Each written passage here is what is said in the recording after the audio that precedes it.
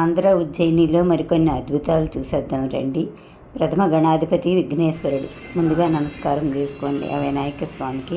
నేను వెంటనే చూడండి సుబ్రహ్మణ్యేశ్వర స్వామి ఎంత ముద్దుగా ఉన్నారో చూసారా. ఆ తర్వాత వెంటనే స్వామి అయ్యప్ప స్వామి అండి ఎంత ముద్దుగా కూర్చున్నారో చూడండి. ఆయన ఒకసారి కన్నుల పండుగగా ఉన్న ఆయన్ని సందర్శిద్దాము.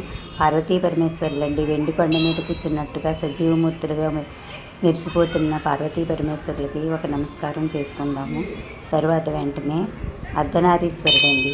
ఒకసారి చూడండి ఆ స్వామి ఎంత బాగున్నారో. అర్ధనారీశ్వర అవతారంలో అద్భుతంగా కనబడుతున్నారు. వీరభద్రస్వామి అండి ఇవ్వండి చూడండి ఎంత బాగున్నారో. ఇంకా 11 శివలింగాలు ఒకే చోట ఎంతో అద్భుతంగా పాలరాతి విగ్రహాలు చాలా అందంగా కనబడుతున్నాయి. నేను వెంటనే నటరాజస్వామిని నాట్యం చేస్తున్నట్టుగా భంగిమలో ఎంతో అద్భుతంగా కనబడుతున్న నటరాజస్వామిని ఒకసారి చూడండి.